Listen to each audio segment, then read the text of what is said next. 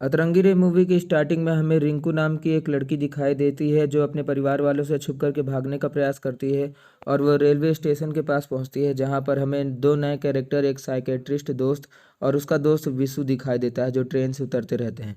रिंकू अपने परिवार वालों के ऊपर बोतल बरसाती रहती है और फिर उसके बाद रिंकू को पकड़कर जब घर वापस लाया जाता है तो उसकी नानी उससे पूछती है कि तू कहाँ गई थी, जिस पर वो बताती है कि मैं तुम सबसे रफू चक्कर होने वाली थी, जिस पर उसकी नानी उसे बहुत मारती है।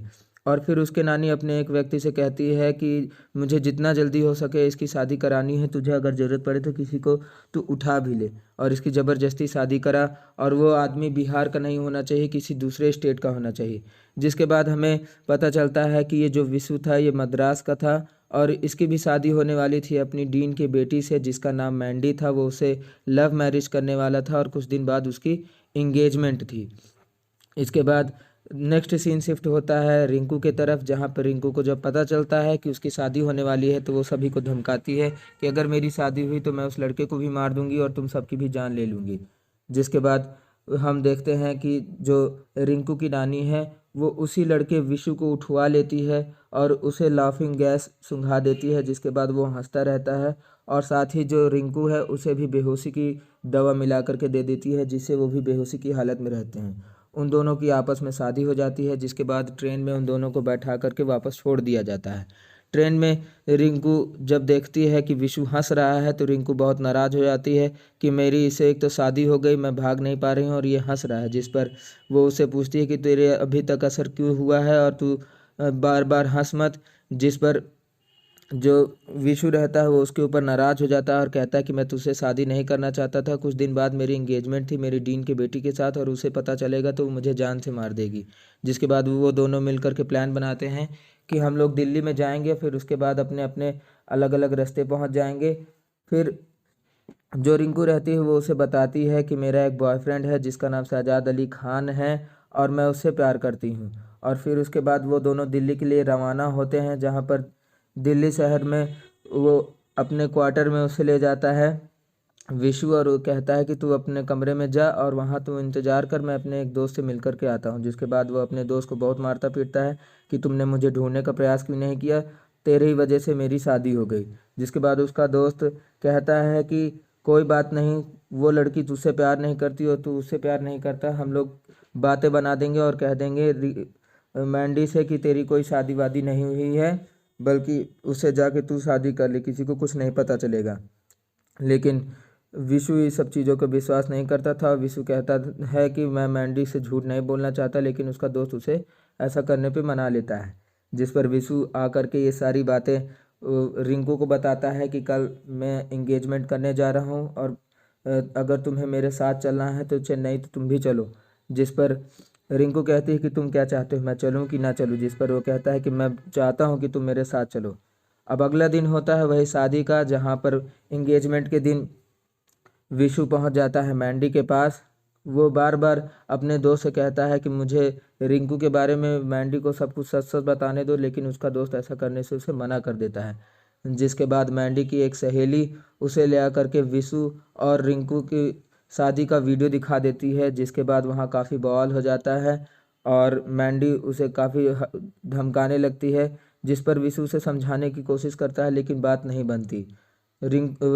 मैंडी का पिता भी आ जाता है और वो भी काफ़ी नाराज़ होता है और फिर उसकी निगाह पड़ जाती है रिंकू के ऊपर, जहाँ पर वो रिंकू का ज़बरदस्ती हाथ पकड़कर घसीटने लगता है। इस सीन को देख करके विशु नाराज़ हो जाता है और विशु से कहता है कि उसका हाथ छोड़ो, भले ही हम एक दूसरे से प्यार नहीं करते हैं लेकिन ये मेरी बीवी है। और फिर उसके बाद वो उसे हाथ पकड़कर वहाँ से बाहर ले जाता है और फिर वो उसी अस्पताल वाले जगह पर हॉस्टल में उसे वापस ले आता है, जहाँ पर रिंकू उससे कहती है कि कुछ नहीं, कोई बात नहीं थी, मैं अपने घर में मार खाती ही रहती थी, अगर मुझे दो चार हाथ पड़ भी जाता तो कोई बहुत बड़ी बात नहीं थी, मैं जा कर के खुद मैंडी से बात करूंगी और मैं सब चीज़ सेटल करूंगी। जिस पर वो उसे ऐसा करने से मना कर देता है और उसे तमिल में अपने प्यार का इजहार करता है, लेकिन वो समझ नहीं पाती है। लेकिन उसके इमोशंस को देखकर वो उसे अपने गले से लगा लेती है और तभी हाथी की आवाज़ आती है और वो कहती है कि मुझे पता चल गया, आज जो है मेरा शहजाद आ गया है। जिसके बाद वो शहजाद से मिलने पहुंच जाती है और शहजाद जो रहते हैं हमारे अक्षय कुमार रहते हैं। अब इसके बाद नेक्स्ट सीन शिफ्ट होता है जहाँ पर जो विशु रहता है वो अपने साथी से कह देता है कि शहजाद आ गया है, उसका बॉयफ्रेंड, उसे हाय कह देना और कह देना कि मैं उससे मिले इसलिए नहीं आ पाया क्योंकि मुझे एक ज़रूरी काम था अस्पताल में।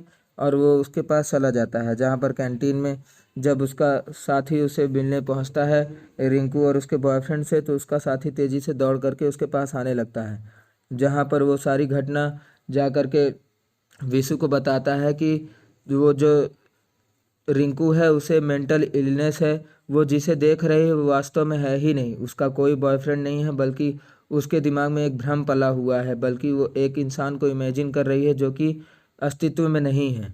ये सब बातें सुन कर के बहुत शॉक्ड होता है विशु। और फिर विशु उसे पूछता है कि अब आगे क्या करना है, जिस पर जो विशु का साथी रहता है वो उसे बताता है कि वह उस लड़के के साथ जिसे वो इमेजिन कर रही है वापस दिल्ली से जाना चाहती है बाहर, जिस पर वो दोनों साथ में उसके साथ चले जाते हैं और रेलवे में पहुंच जाते हैं। और रेलवे लाइन में जाकर ट्रेन पर वो बैठी रहती है तो ट्रेन पर विशु उसे कहता है कि अभी हम लोगों का जब तक डाइवोर्स नहीं हो सकता है तब तक तुम एक नई शादी नहीं कर सकती, इसलिए डाइवोर्स होने तक तुम मेरे साथ रहोगी। जिसके बाद वो उसे साथ में रहने के लिए मान जाती है और फिर वापस उसके साथ चली आती है। और इधर विशु इन सब चीज़ों को देखकर नाचने लगता है। विशु का साथी सिनेमा हॉल में रात का समय होता है जहाँ पर विशु का साथी उसे आइडिया देता है कि अब एक काम कर, तू उसे दवाइयाँ खिला जिससे कि वो अपने पागलपन से बाहर आ सके। जिसके बाद जब वो विशु उसे दवाई खिलाता है तो उसके साथ जो उसका इमेजिनेशन वाला शहजाद रहता है उसे छींकें आने लगती हैं क्योंकि दवाई खाने की वजह से उसे एलर्जी होने लगती है। इसी तरह जब पेड़ में वो आम निकाल रहा होता है तो जब विशु उसे दवाई खिला देता है तो शहजाद नीचे गिर जाता है। इसी तरह बहुत सी घटनाएं होती हैं।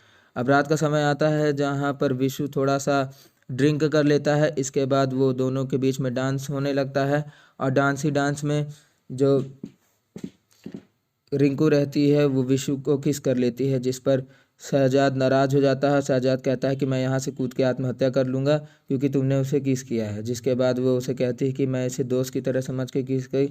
और फिर उसके बाद शहजाद कहता है कि ये तेरे लिए क्या कर सकता है, जिस पर वह सीधा सवाल पूछती है रिंकू विशु से कि तुम मेरे लिए क्या कर सकते हो। जिस पर विशु अपने सर पे बोतलें मारने लगता है और वो कहता है कि मैं तेरे लिए ये कर सकता हूँ और ये जो तेरे सामने शहजाद है ये ऐसा नहीं कर सकता, मुझे बचा नहीं सकता है। जिस पर वो शहजाद की तरफ बार बार देखती रहती है लेकिन शहजाद उसको बचाने के लिए विशु को नहीं नीचे उतरता है। जिसके बाद नेक्स्ट सीन अस्पताल का होता है जहाँ विशु काफ़ी तेज़ चोट में परेशान रहता है और रिंकू आकर के उसे बताती है कि शहजाद तेरे लिए बकरी लाया है और वो तुझसे माफ़ी मांगता है कि वो तुझे बचा नहीं पाया। अब अगले दिन वो एक और प्लान बनाते हैं कि कल शहजाद सबके सामने ताजमहल को गायब करके दिखाएगा और फिर दूसरे दिन ताजमहल को गायब करने के लिए शहजाद बढ़िया कपड़े पहन करके आता है। और साथ ही साथ जो विशु के साथी रहते हैं वो सभी लोगों को 500-500 रुपये का लालच देते हैं और भीड़ इकट्ठा करवाते हैं जिससे कि ताजमहल जब गिरवाने वाला हो तब अगर ताली बजे तो सभी लोग उससे ताली बजाएं, जिससे कि रिंकू को ऐसा लगे कि हाँ सभी लोगों ने उसके नाटक को देखा। जिसके बाद जो विशु का साथी रहता है वो विशु से कहता है कि तेरी जो वाइफ है वो चाहती है कि तू भी उसके साथ रहे और उसका बॉयफ्रेंड भी उसके साथ रहे, दोनों जगह तू फंस के रह गया है। इसके बाद जो रिंकू रहती है वो सभी लोगों का स्वागत करती है और रिंकू कहती है कि अब जल्दी ही ताजमहल गायब होने वाला है, लेकिन वो अपना जादू दिखाता है और ताजमहल गायब नहीं हो पाता। जिसके बाद रिंकू काफ़ी तेज़ दुखी हो जाती है और फिर उसके बाद वो शहजाद से कहती है कि जैसे मेरे फादर मेरे लिए हीरो थे तू भी मेरे लिए हीरो था, लेकिन वो भी कुछ नहीं कर पाया और आज तू भी कुछ नहीं कर पाया, और ऐसा करके वहाँ से निकल जाती है। जिसके बाद रिंकू अपने पति विशु से कहती है कि मुझे पता है कि शहजाद का जो जादू था वो वर्क नहीं किया, लेकिन तब भी वहाँ पर लोग ताली क्यों बजा रहे थे।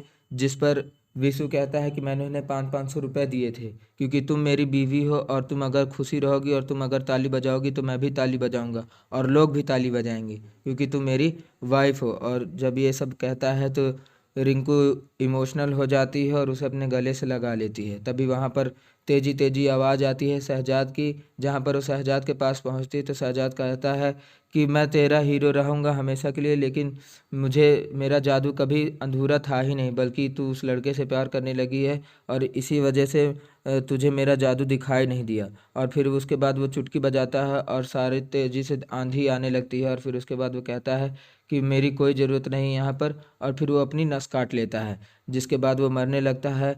और रिंकू काफ़ी तेज़ दुखी होने लगती है। रिंकू की ऐसी हालत विशु से देखी नहीं जाती और विशु झूठ ही शहजाद को अपने हाथ में उठा करके उसका ऑपरेशन करने ले जाता है, जहाँ पर उसका दोस्त उसे आइडिया देता है कि यही सुनहरा मौका है, तू जा करके रिंकू से कह दे कि शहजाद नहीं रहा और फिर उसके बाद तेरी लाइफ सेट हो जाएगी। वो ये सब प्लान कर लेता है, जहाँ पर वो दुखी जैसा मुंह बना करके वापस बाहर आता है। लेकिन जो विशु रहता है वो रिंकू से जाकर कह देता है कि शहजाद अभी ठीक है। जिसके बाद नेक्स्ट दिन का समय आता है, जहाँ पर शहजाद तेजी से भोजन खा रहा होता है, वो अपनी शरीर बना रहा होता है और रिंकू के पास आकर के विशु कहता है कि अदालत में हम लोगों का आज डाइवोर्स है और तुझे आज आना पड़ेगा। जिसके बाद वो अपने साथ रिंकू को ले जा कर के अदालत में डिवोर्स दिलाना चाहता है, लेकिन रिंकू बार बार उसे कहती है कि आज मंगलवार है और आज का दिन अशुभ माना जाएगा, आज मैं कोई भी पेपर वर्क नहीं करना चाहती। और वो बार बार डाइवोर्स में सिग्नेचर करने से मना करती है, लेकिन रिंकू उसे ज़बरदस्ती कराने लगता है। तो वहाँ से भाग करके टेम्पो में बैठ जाती है, जहाँ पर रिंकू भी उसके साथ, जहाँ पर विशु भी उसके साथ आकर के बैठता है। वो विशु को बताती है कि तुम मुझे जब भी अपनी पत्नी कह कर के बुलाते हो तो मुझे बहुत अच्छा लगता है और मुझे स्पेशल फीलिंग आती है। जिस पर विशु से कहता है कि वो जो तेरा बॉयफ्रेंड है, वो कहा बॉयफ्रेंड तो बॉयफ्रेंड है, लेकिन पति वाली फीलिंग मुझे तुझी से आती है, मुझे दोनों चाहिए। मैं हिंदुस्तान की इकलौती लड़की हूँ जिसको दोनों लोग चाहिए होगा। जिस पर विशु से नाराज़ हो जाता है और कहता है कि मैं सर्कल पे तुझे मिलूँगा और तू जल्दी से तैयार हो जा, क्योंकि मैं हाथी घोड़ा लेकर के आ रहा हूँ और आज आज ही के आज मैं तुम्हारी और शहजाद की शादी करवाऊंगा। जिसके बाद वो बिना घोड़ी के हॉस्टल आ जाता है, जहाँ पर वो नाचने गाने लगता है।